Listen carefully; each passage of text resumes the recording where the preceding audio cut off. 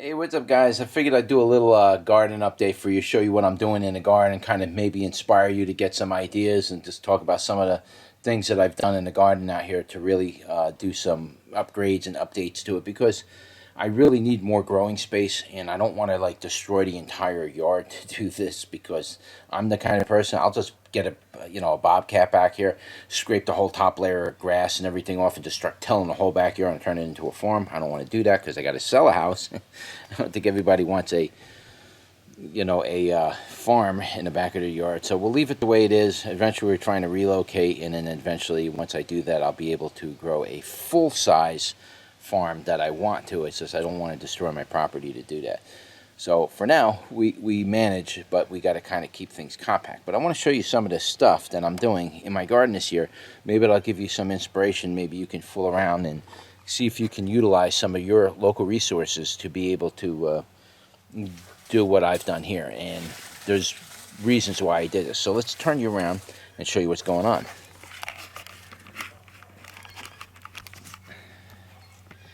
Okay, so you can see over here I started building this framework all around my garden. There's several reasons why I'm doing this.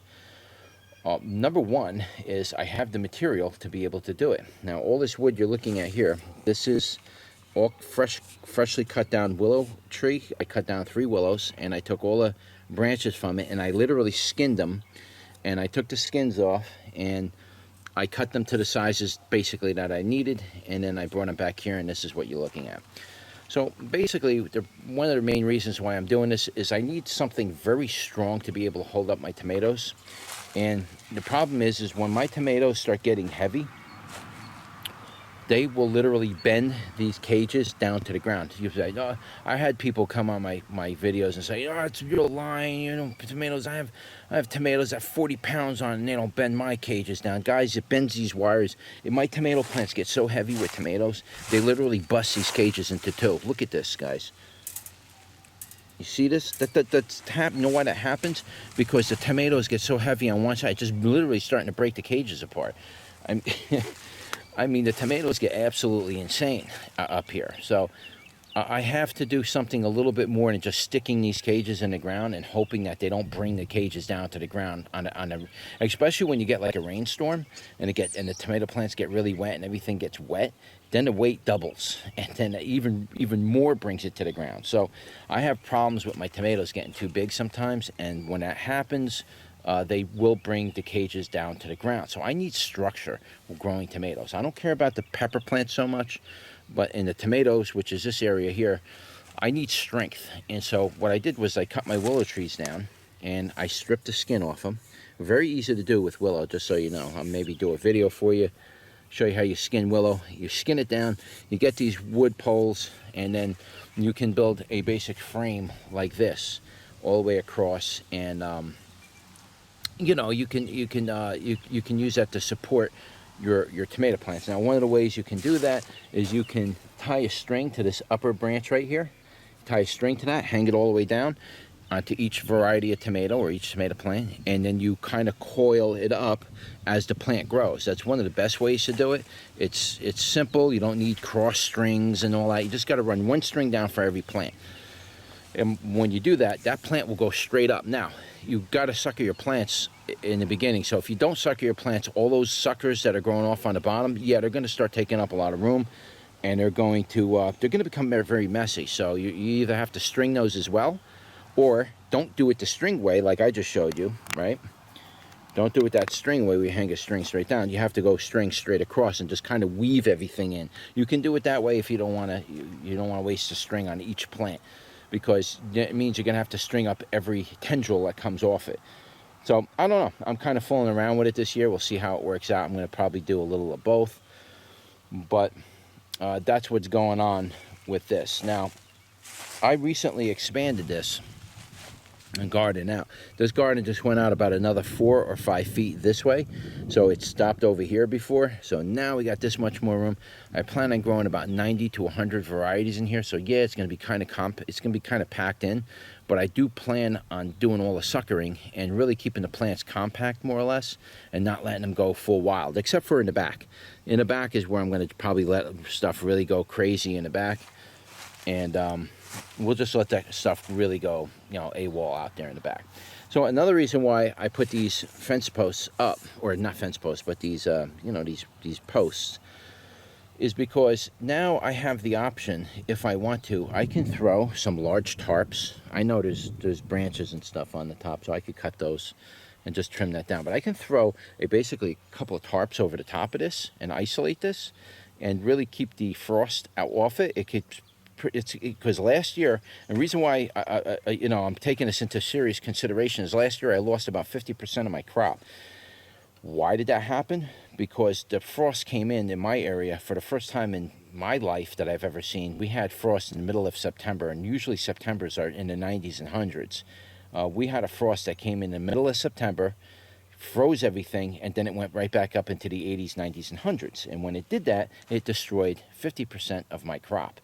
We're not going to let that happen again this year, even if I have to go out and buy tarps and plastic and everything else, and I have to literally isolate this whole thing off like a polytunnel.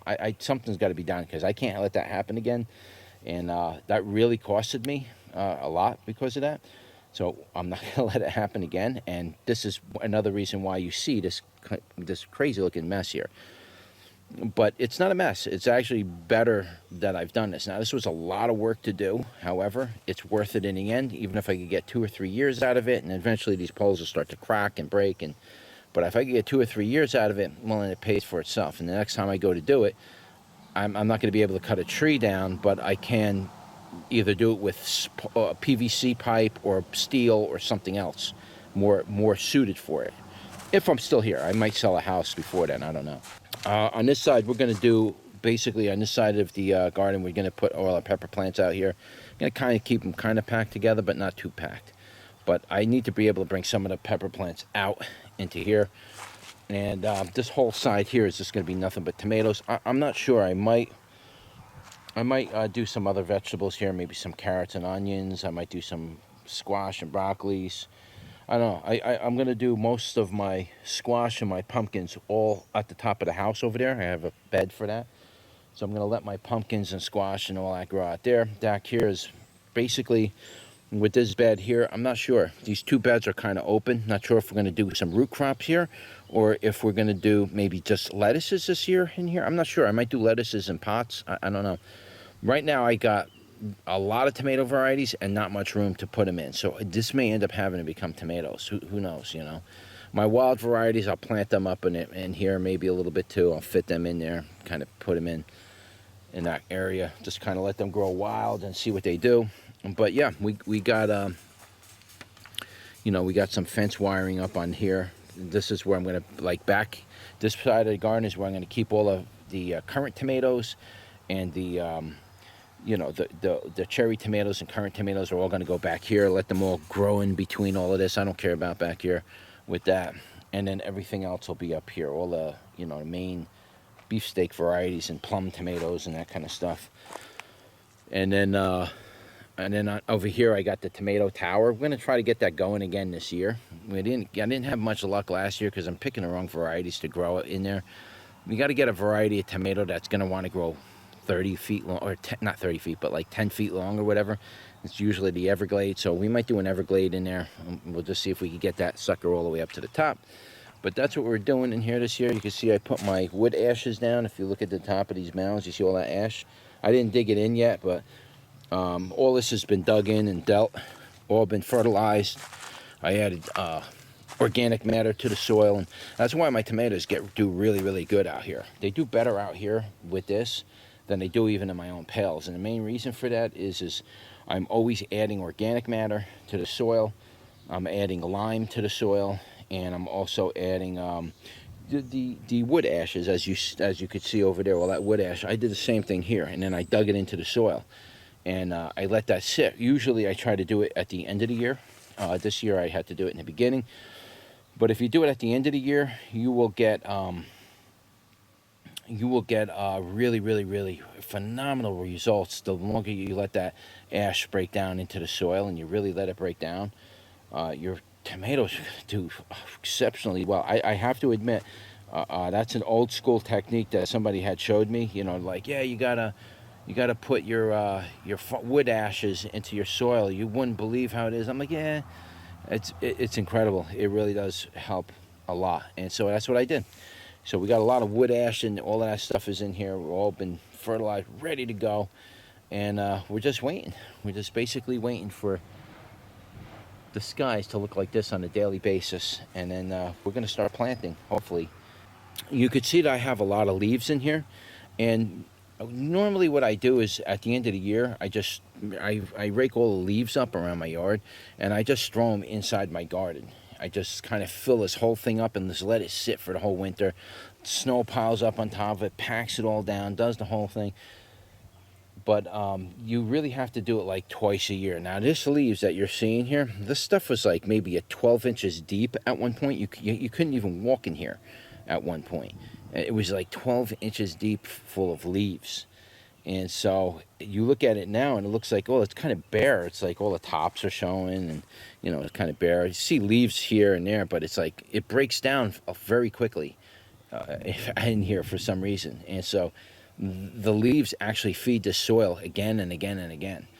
Plus, you see all around the edges, I put wood all the way around the edges. That's for snakes and frogs and other things. They live underground, and then they come out and they come up here and they feed on the insects that come in here, slugs and whatnot.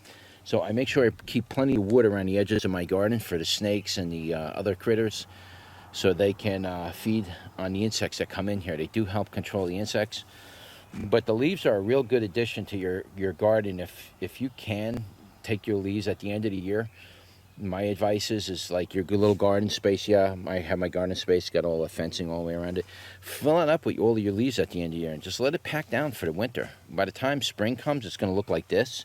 Most of that's already going to have been broken down or blown away or whatever. And then whatever's left, you just leave there and you plant right in the middle of those leaves. It keeps the weeds down, and it keeps the plants very happy, keeps the soil nice and moist. And we'll show you how it looks once we get out here, and the plants are like 2-3 feet tall, and we'll show them to you. But that's really it. I just kind of wanted to show you what was going on with the garden this year and what I'm doing with these sticks. Now these, like, again, I happen to get lucky and have 3 willow trees that I was cutting down, so I was able to utilize the resources for that. If you don't have a tree to cut down where you can get straight branches off it, because you don't want to cut a tree down like that oak right there. I mean, that's not, you can't really do anything. The logs are too thick. Willow is the best for that because you get all these little skinny branches. I mean, look at this, guys. These are perfect for tomato steaks. They're a little wavy and everything, but who cares? It's good for tomatoes. And they're good for what I did here. I built a frame all the way around it so I can close it off. I could throw a tarp over the top of this and close this off in the event we get a frost. So I have the option to do that now. But if you don't have the resources like this to cut down, like willows or anything with long straight branches like this, I would tell you to go buy lumber, but lumber is like really expensive right now. It's like $10 a 2x4, which is completely insane. I wouldn't suggest that you go and spend that kind of money on 2x4, but I would say then, maybe try looking into, if you have a lot of them here. There's a lot of sticks here. We got, 3 sticks per row. We got 10 rows. That's 30 sticks just here, and then you got this sticks on top. That's 40. And by the time you're done, there's over 100 sticks here to do this, and so it's going to cost you some money if you want to do that. But if you got trees to cut down, if you got willows or trees with long straight branches on them like that, cut them down, and you don't need them. Use them in your garden, and and then that way when you create a bridge across the top, you can just put strings that come straight down and pick up your tomato plants, rather than because every time I use these cages, which I'm still going to keep them in there and use them anyway, but I need to be able to, the cages only come up to about here, and then there's all this space up here. I still need to be able to go from there to here and then up. And so I will utilize the cages anyway, but I don't know. This is way better. If you can get yourself some sticks from the woods and strip them down, get the skinny bark off it if you could, and then use them, man. That's how you take advantage of what nature has to offer you. All right, so anyway, guys, I figured I'd share that with you. Not much going on right now. It's still kind of early in the season. We're not going to really be planting our tomatoes out in that until these tomatoes are about a foot tall in general. So we got a long ways to go before these tomatoes actually get planted out there. They need to get to about a foot tall, even if this is all ready to go. I still can't plant them because they got to get larger. If you put them in there too small like this, they'll forget it. You got to get them when they're big, semi big, so you can plant them. You know, you can push the stems down into the ground a little bit. Plus, there's a foot above the ground, so they really got time to be able to grow before the insects and the animals and everything start destroying it. So you put them in there that size, that's the end of them. You could just throw them right in the garbage. So they got to get pretty big. All right, so anyway, guys, if you have any questions or any opinions or anything, just share them in your comments. And don't forget to like, share, and subscribe. And I'll see you on the next one. Take care.